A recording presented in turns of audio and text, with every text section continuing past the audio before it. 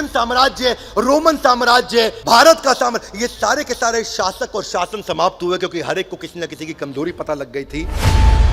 भगवान राम ने भी रावण को मारा तो उनको कमजोरी पता चली थी, कॉम्पिटिटर की ताकत और कॉम्पिटिटर की कमजोरी। बस ये दो बातें समझ गए तो 100 बार भी युद्ध में उतर जाना, 100 के 100 बार आपकी जीत होगी।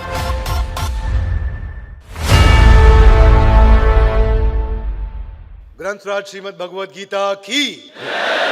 तो आप सबका स्वागत है आज के अगले अध्याय में भगवद गीता के, Gita in action. Everybody guys come on, Gita in action. Gita को अपने जीवन में कैसे उतारें, पहला अध्याय चल रहा है और आज हम पहले अध्याय का तीसरा श्लोक लेने जा रहे हैं और यह श्लोक दुर्योधन बोल रहे हैं।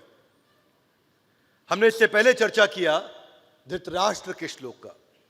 अब हम दुर्योधन की बात करेंगे कि दुर्योधन क्या बात कर रहे हैं और भगवद गीता का प्रारंभ होने जा रहा है। पश्यताम पांडुपुत्राणाम आचार्यम महतीम चमुम व्यूढ़ाम द्रुपद पुत्रेण तव शिष्येण धीमता। तो यहां दुर्योधन कहते हैं, हे आचार्य पांडु पुत्रों की विशाल सेना को देखो। दुर्योधन किसको कह रहे हैं? द्रोणाचार्य को कह रहे हैं। किसको कह रहे हैं? हे आचार्य पांडु पुत्रों की विशाल सेना को देखो, जिसे आपके बुद्धिमान शिष्य द्रुपद के पुत्र ने इतने कौशल से व्यवस्थित किया है। पहले इस कहानी को समझने के लिए श्रील प्रभुपाद को हम धन्यवाद करते हुए उनके तात्पर्य को समझते हैं कि जो दुर्योधन थे वो इस समय एक परम राजनीतिज्ञ की तरह बात करने का प्रयास कर रहे हैं और अपने सेनापति द्रोणाचार्य से बात कर रहे हैं। द्रोणाचार्य केवल उनके सेनापति नहीं, उनके गुरु भी थे। और उनको क्या कहते हैं? पश्यताम, देखो। किसको बोल रहे हैं देखने को? अपने गुरु को बोल रहे हैं देखने को।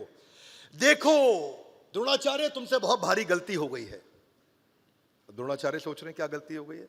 पश्यताम पांडुपुत्राणाम आचार्यम महतीम चमुम। ये सारी की सारी सेना किसने सेट करी है? ये द्रुपद के पुत्र धृष्टद्युम्न ने सेटिंग करी है पूरी। और कौन था ये धृष्टद्युम्न? इसके पीछे एक हिस्ट्री है। दुर्योधन ये बात क्यों कर रहे हैं? हिस्ट्री ये है कि द्रोणाचार्य की और द्रुपद की बनती नहीं थी। द्रुपद कौन है? अर्जुन के ससुर जी, यानी कि द्रौपदी के पिता। द्रौपदी के पिता हैं द्रुपद, और द्रुपद और द्रोणाचार्य का आपस में पुराना झगड़ा था। और उस झगड़े में द्रोणाचार्य से बदला लेने के लिए द्रुपद ने क्या किया? एक यज्ञ किया और उस यज्ञ से उनको मिले कौन? धृष्टद्युम्न। उनको प्राप्त हुआ एक ऐसा पुत्र जो कि आगे चल के वध करेगा। किसका? द्रोणाचार्य का। और द्रोणाचार्य ये बात जानते थे कि धृष्टद्युम्न आगे चल के, ये भी तो बच्चा है, आगे चल के ये मेरा वध करेगा। फिर भी एक अच्छा ब्राह्मण होने के नाते उन्होंने सारी शास्त्र विद्या सिखा दी। एक अच्छा ब्राह्मण क्या सिखाता है? वो ज्ञान देता है, अपना ज्ञान रोकता नहीं है। तो एक अच्छा ब्राह्मण होने के कारण, एक अच्छा टीचर, एक अच्छा मेंटर, एक अच्छा लीडर होने के कारण द्रोणाचार्य ने सब कुछ सिखा दिया धृष्टद्युम्न को, ये मानते हुए, ये जानते हुए कि आगे चल के ये मेरी मृत्यु का कारण बनने वाला है। क्योंकि ये किसका पुत्र है? द्रुपद का पुत्र है। ये जानते थे, लेकिन फिर भी ट्रेन किया। और हुआ क्या? ठीक महाभारत का युद्ध होने से पहले धृष्टद्युम्न ने सामने जाके कंपटीशन का टीम पांडवों को ज्वाइन कर लिया और सारी की सारी टीम को व्यवस्थित किया कि पूरा फैलेंक्स, पूरा का पूरा यूनिट, सारे के सारे यूनिट्स, मिलिट्री आर्मी कैसे खड़ी होगी। और अब दुर्योधन चिढ़ रहा है उस बात को लेके। दुर्योधन को गुस्सा आ रहा है। दुर्योधन क्या बोल रहा है कि देखो कौन है ये? तुम्हारा ही शिष्य, तुमने ही ट्रेन किया, तुम्हारे को मारने के लिए खड़ा हो गया। देख लो द्रोणाचार्य, क्या किया तुमने ये। और बातों बातों में इशारा कर रहा है, अब ये ना हो कि अर्जुन तुम्हारा फेवरेट शिष्य है तो उसके लिए सॉफ्ट कॉर्नर लेके बैठ जाओ और बाद में अर्जुन को छोड़ दो। द्रोणाचार्य, पहले ही तुम गलती कर चुके हो। क्या बोल रहे हैं? कि पश्यताम, देखो। तो ये भाषा ही ऐसी है दुर्योधन की। जब युद्ध का प्रारंभ हो रहा है, युद्ध के प्रारंभ से पहले एक लीडर को चाहिए कि टीम को इंस्पायर करे, उनको एनकरेज करे, अपने गुरु का आशीर्वाद ले, अपने मेंटर से जाकर के। इस समय दुर्योधन को क्या चर्चा करनी चाहिए थी? आपको क्या लगता है दुर्योधन को भी क्या बोलना चाहिए था? चलो मान लो दुर्योधन को पता लग भी गया कि द्रोणाचार्य से ये गलती हुई, कि उन्होंने गलती कहे, माने या ना माने, लेकिन ऐसा तो हो ही गया कि अपने ओपोनेंट को ट्रेन कर दिया, अपने कंपटीशन को ट्रेन कर दिया द्रोणाचार्य ने। तो अब इस समय ताना मारने की जगह दुर्योधन को क्या करना चाहिए था? उनको पूछना चाहिए था, हे गुरु द्रोणाचार्य, मुझे लगता है क्योंकि आपको सब मालूम है कि किसकी क्या स्ट्रेंथ है, क्या वीकनेस है। आपने सबको क्लोजली ट्रेन किया है। तो बजाय ये बोलने के कि द्रोणाचार्य तुम इतनी गलतियां कर चुके हो, उन्हें कहना चाहिए कि गुरुदेव क्या आप मुझे बता सकते हैं इनकी टीम में क्या क्या कमजोरियां बाकी रह गई हैं, मैं कहां से इनको अटैक करूं, मैं कहां से शुरुआत करूं। कुरुक्षेत्र के युद्ध मैदान के अंदर आज अगर मुझे यह समझ में आ जाए कि इनके खिलाफ कौन कौन सी वीकनेस है, वो सोल्यूशन ओरिएंटेड क्वेश्चन अगर वो करते द्रोणाचार्य के साथ में, तो वो ज्यादा कारगर रहता। क्या मेरी बात समझ आ रही है? yes, शुरुआत ही गलत हुई। अपने विरोधियों की कमियों पे चर्चा करनी चाहिए थी। उनको ये पूछना चाहिए था कि इनकी वीकनेस का एनालिसिस करें, आपने मिलिट्री के कौन से सीक्रेट ऐसे बच गए जो उनको नहीं दिए। क्या ऐसा कोई तरीका है कि सामने से चेहरा दिखाऊं, साइड से अटैक करूं? क्या ऐसा कोई तरीका है कि मैं अभी आपके साथ स्वॉट एनालिसिस कर लूं, स्ट्रेंथ, वीकनेस, अपॉर्चुनिटी, थ्रेट उनकी क्या है और मेरी क्या है? क्योंकि जब जब युद्ध को जीता गया है, जब भीम ने भी दुर्योधन का वध किया या उसको मारा, तो उसको कमजोरी पता चली थी सामने वाले की कि दुर्योधन की जंगा पे अटैक करना है। जिस समय भगवान राम ने भी रावण को मारा, तो उनको कमजोरी पता चली थी कि रावण की नाभि पे अटैक करूंगा तो बात बन जाएगी। सामने वाले की कमजोरी दुर्योधन को मांगनी चाहिए थी, पता करनी चाहिए थी, बजाय के कहने के लिए पश्यताम पांडुपुत्राणाम आचार्यम महतीम चमुम। क्या कर दिया तुमने आचार्य? ये उनको ये समझना चाहिए था कि मेरे गुरु की खुद की एक कमजोरी अश्वत्थामा है, उनका पुत्र, और जो आगे चल के वध का कारण बना। बोला अश्वत्थामा हाथी मारा गया और उन्होंने शस्त्र छोड़ दिए। ये बजाय चर्चा करने के कि हमारी क्या वीकनेस, उनकी क्या वीकनेस, हमारी क्या स्ट्रेंथ, उनकी क्या स्ट्रेंथ। लड़ाई से पहले वो उस समय द्रोणाचार्य को तंग करने में लगे, उनको धमका रहे हैं, एक प्रकार से सॉफ्ट तरीके से धमका रहे हैं उनको। भीम ने जरासंध का वध कैसे किया? जब कृष्ण ने उनको कमजोरी बताई, तीलियों को तोड़ के एक को यहां फेंका और एक को यहां फेंका, और तभी जरासंध को उससे पहले भी 3 बार फाड़ा था भीमसेन ने, जिसके पास 10,000 हाथियों का बल है। ये जरासंध वही है जिसने 95 राजाओं को कैद कर रखा था, और 95 राजाओं के बाद 5 और राजा को कैद करके उनकी हत्या करके वो देवताओं को प्रसन्न करना चाहता था उस यज्ञ में, ताकि आगे चल के कृष्ण का भी वध कर सके। जरासंध, उस जरासंध को मारने के लिए भीम को वीकनेस नहीं पता थी, वरना जरासंध को कभी नहीं मारा जा सकता था। बचपन से कहानियां सुन रहे हैं कि जादूगर की जान उसके तोते में होती है, तोते को मारो तो जादूगर का गेम ओवर। सुनिए सब पिक्चरों में, यस नो? सामने वाले को समझे, कंपटीशन को समझे। तो कंपटीशन एनालिसिस मैं पहले अध्याय के 3रे श्लोक से सीखने के लिए आपको गुजारिश करूंगा। उसको समझिए कि भगवद गीता एक ऐसा ग्रंथ है जिसमें आपको हर प्रकार का मैनेजमेंट समझ में आता है। कई लोग उसको धार्मिक पुस्तक समझते हैं। मैं उनसे प्रार्थना करूंगा थोड़ी देर के लिए इस विचार को जरा साइड में नहीं रखेंगे तो आपको लाभ नहीं मिलेगा जीवन में। क्या मेरी बात समझ आ रही है? Yes no? कई बार लोग सरदारों का मजाक उड़ाते हैं, सरदार जी 12 बज गए, सरदार जी 12 बज गए, सरदार तुम्हारे 12 बज गए, चुटकुला सुनाते हैं। लेकिन ये बदतमीजी के पहले उनको ये मालूम नहीं कि 12 बजने के पीछे एक्चुअली कहानी क्या है। नादिर शाह जो कि इन्वेडर था 1737 में, और नादिर शाह ईरान की तरफ से भारत में प्रवेश किया था, उस समय पंजाब पार करते हुए दिल्ली में आ गया था, और दिल्ली में मुगलों को कमजोर देख करके नादिर शाह ने इन्वेजन चालू किया, और हमारी औरतों को, हमारे पैसे को, धन को लूट के ले जाया करता था। सेना बहुत बड़ी थी, सिख कम्युनिटी बहुत छोटी थी उस समय, पर सिख कम्युनिटी ने क्या किया? वो जानते थे कि नादिर शाह की कमजोरी क्या है, ये शराबी है, ये कबाबी है, ये औरतों की संगत करता है, इनकी पूरी टीम ऐसी है। तो रात को मध्य रात्रि के अंदर सारे सिख छोटी सी अपनी टीम बना करके गोरिल्ला वॉरफेयर के द्वारा नादिर शाह की टीम को रोज रात को उखाड़ते थे, रोज रात को उनको ठोकते थे, अपनी औरतों को बचा के लेके आते थे। पूरे भारतवर्ष को धन्यवाद करना चाहिए सिख कौम को केवल इस बात के लिए कि उन्होंने हमारी संस्कृति और हमारे परिवारों को बचाया, बजाय के चुटकुला सुनाने के। दुर्योधन को चाहिए था ये बजाय कहने के पश्यताम पांडुपुत्राणाम, उसको पता करना चाहिए था कि गुरुदेव क्या कमियां हैं सामने वाले की। जैसे सिख कौम ने उनकी कमियों को देख करके वहां जाके गोरिल्ला वॉरफेयर से उन पर अटैक किया। अरे पिक्चरों में पुरानी देखते आ रहे हैं कि विलन बोलता है तेरी मां मेरे कब्जे में है, तेरी प्रेमिका मेरे कब्जे में है। वो भी जाकर के हीरो की कमजोरी को पकड़ लेता था विलन, और वहां से पिक्चर का जो है यू टर्न आता था। उसके बाद अपन देखते थे वहां पे मूवीज के अंदर, चक दे इंडिया मूवी देखो, सुल्तान मूवी देखो, दंगल मूवी देखो, हर मूवी में दिखाया गया है कि लास्ट में सेमीफाइनल, फाइनल राउंड से पहले वो सामने वाले की वीकनेस को पकड़ते थे। आज बिजनेस के अंदर आपको भी ये देखना है, इजीएस्ट जानवर वही मारा जाता है जंगल में जो सबसे कमजोर होता है। पहला शिकार उसी का किया जाता है जो कभी नहीं बचता, क्योंकि वो बहुत कमजोर रहता है। बीमारी भी आकर के वही अटैक करेगी जो शरीर कमजोर होगा, जो शरीर का अंग कमजोर होगा। इसलिए सामने वाले को ओवरवेल्म कर दें अपनी स्पीड और अपनी एक सडननेस के द्वारा। अगर उसकी तैयारी के साथ दुर्योधन जाता, बजाय कि अपनी टीम का उत्साह गिरा करके वो जा रहा है। पांडवों की सबसे बड़ी कमजोरी क्या है? पांडव कौन सी शास्त्र विद्या और शस्त्र विद्या नहीं जानते हैं। पांडवों को किस चीज से डर लगता है? पांडवों को अगर मैं अटैक करूंगा तो वो कैसे रिएक्ट करेंगे? हे गुरु द्रोण, ऐसी वो कौन सी कमजोर एरिया है, उसको क्या बोलते हैं? Below the belly, under the belly. ये अंडर बेली क्या है? कहावत है, सबसे कमजोर इलाका, सबसे कमजोर इलाका। क्योंकि एक पुरुष के लिए जेनिटल्स एक ऐसा कमजोर इलाका होता है जिसके कारण ये अंडर बेली नाम की कहावत ही पैदा हो गई, जो कहावत ही बन गई इस बात के लिए।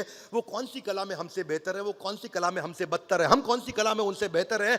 एक्सपोज करो और अटैक करो कंपटीशन की वीकनेस को लगातार ठोक के। उनकी सेना में सबसे कमजोर इलाका कौन सा है जो उनके अरेंजमेंट में, जहां से हम अटैक करके जाएं, क्योंकि परिधि से अटैक करेंगे, बीच में नहीं करेंगे। ये दुर्योधन को तैयारी करनी चाहिए थी। दुर्योधन को वो मिलिट्री सीक्रेट्स पता करने चाहिए थे जो पांडवों के पास अभी भी नहीं है। दुर्योधन को यह सोचना चाहिए था कि अगर ये जीत के नजदीक होंगे तो क्या करेंगे, या हार के नजदीक होंगे तो क्या करेंगे, इनके पास कौन से रिसोर्सेज अभी भी कम है और हमारे पास कौन से रिसोर्स अभी भी ज्यादा है।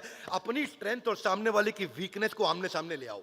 चाणक्य पंडित इसलिए कहते हैं कि अपनी कमजोरी का किसी भी हालत में कभी भी किसी को पता नहीं लगने देना। विवेक ओबरॉय हमारे मित्र हैं, उन्होंने एक सीरीज लेकर के आए थे, कुछ क्रिकेट के ऊपर बैटिंग होती थी, इनसाइड एज। Thank you. वो इनसाइड एज की सीरीज मैंने विवेक के कहने पे फास्ट ट्रैक पे देखी। विवेक भाई को हम बहुत रिस्पेक्ट करते हैं, प्यार करते हैं, वरना मैं कोई ओटीटी सीरीज नहीं देखता। और मैं उनके साथ दुबई में बैठा था, मैंने उनको कहा कि इनसाइड एज में एक ही लर्निंग है जो जिंदगी भर छाप लेना। बोले क्या विवेक भाई? मैं कहा इनसाइड एज सीरीज की एक ही लर्निंग है, आपके हर एपिसोड में एक ना एक आदमी ठुका है, वो इसी कारण उसकी पिटाई हुई है क्योंकि दूसरे को उसकी कमजोरी पता लग गई थी। किसी को उसकी सेक्स की कमजोरी पता लगी, किसी को चोरी की, किसी को टैक्स इवेजन की, किसी को इंटरनेशनल फ्रॉड की। जब जब कमजोरी पता चला, चाणक्य पंडित ने क्या किया? वही किया कि जब नंदा साम्राज्य को समाप्त करना था चाणक्य पंडित को और मौर्य साम्राज्य की स्थापना करनी थी। क्या था ये मौर्य साम्राज्य? मूरा मां का नाम था और मूरा के बेटे का नाम था चंदू, और मूरा के नाम होने के कारण उस साम्राज्य का नाम रखा गया मौर्य डायनेस्टी। पर क्या किया? सेना नहीं थी, सेना नहीं थी। छोटी छोटी बच्चियों को हल्का हल्का जहर दिया, उनको ट्रेन किया, पूरी जिंदगी थोड़ा थोड़ा जहर देते रहे उनको, और उनको ट्रेन करते रहे और उनको विष कन्या बनाया। और ऐसी राजाओं के पास में जब वो रात्रि में उनका चुंबन लेने जाती थी और वो विष कन्या अपने चुंबन से उनका वध करके आ जाती थी। तो उन्होंने हमेशा इन कमजोरियों को देखा। अगर अपनी ताकत और अपनी कमजोरी, कॉम्पिटिटर की ताकत और कॉम्पिटिटर की कमजोरी, बस ये दो बातें समझ गए तो 100 बार भी युद्ध में उतर जाना, 100 के 100 बार आपकी जीत होगी।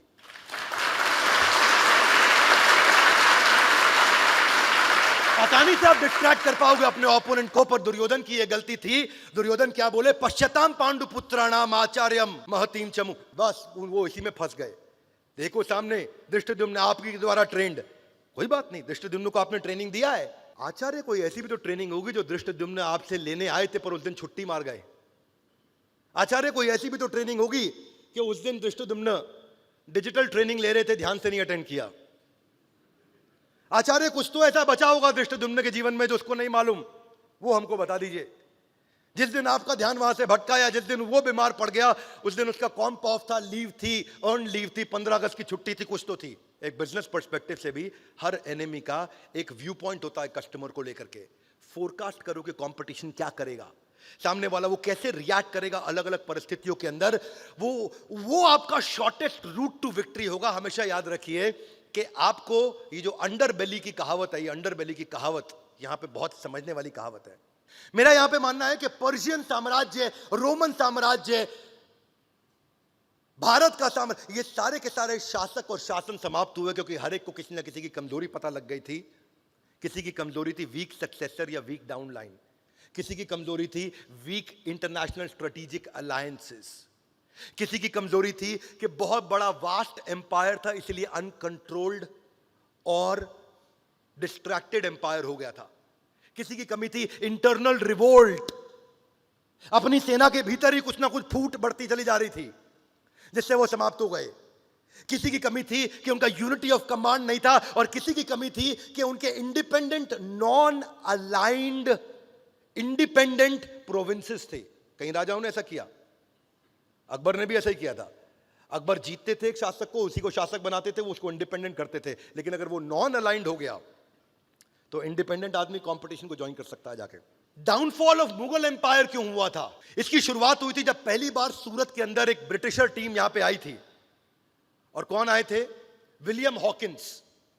और विलियम हॉकिंस ने आगे पहली रिश्वत जहांगीर को दी थी सूरत के अंदर टेक्सटाइल इंडस्ट्री सेटअप करने के लिए। जो गुजराती लोग हैं जान लीजिए, पहली बार अंग्रेज सूरत में आए थे टेक्सटाइल इंडस्ट्री लेकर के, और वहां विलियम हॉकिंस आए थे और उन्होंने जहांगीर को रिश्वत दी, वहां से उन्होंने एंट्री करी।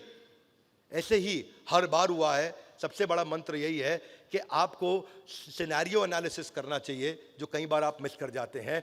एक अटैक प्लान्स हमारे क्या हो सकते हैं, अलग अलग हाई डिग्री ऑफ सक्सेस मुझे कहां से मिल सकती है।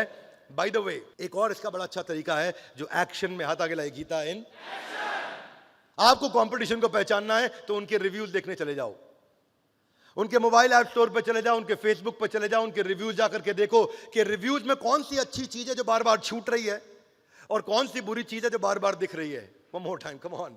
कौन सी अच्छी चीज है जो बार बार छूट रही है और कौन सी बुरी चीज है जो बार बार। इससे ये पता चल जाएगा उनकी वीकनेस क्या है, कि ये अच्छाई आ नहीं रही है यानी कि कमजोरी है, और ये कमजोरी बार बार दिख रही है यानी कि ये कमजोरी है। और केवल उन्हीं साइट से ही आपको स्क्रूटनाइज करेंगे उनके रिव्यूज को, तो आइडिया मिल जाएगा। और तभी आप कंपटीशन को समझ करके उसकी वीकनेस को अपनी एडवांटेज बना सकते हो, बजाय के दुर्योधन की तरह केवल ताना मारते रहना और टीम को की स्ट्रेंथ को स्वॉट एनालिसिस शुरुआत में न करना, जिसके कारण द्रोणाचार्य, गुरु द्रोण जो उनके गुरु हैं, जिनसे चर्चा कैसे की जानी चाहिए। अगले एपिसोड में हम दुर्योधन मेंटालिटी को और डिटेल में समझेंगे।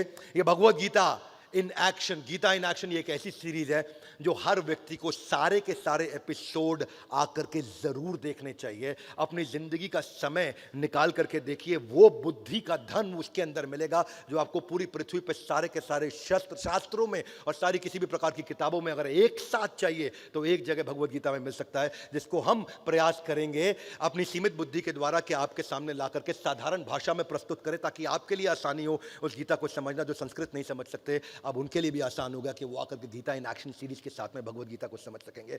मेरी इच्छा है ये गीता इन एक्शन सीरीज सब तक पहुंचे। हमारे साथ जुड़े रहने के लिए, इस एपिसोड को ध्यानपूर्वक आकर अटेंड करने के लिए आप सबका हृदय की गहराई से प्रेम पूर्वक बहुत बहुत धन्यवाद।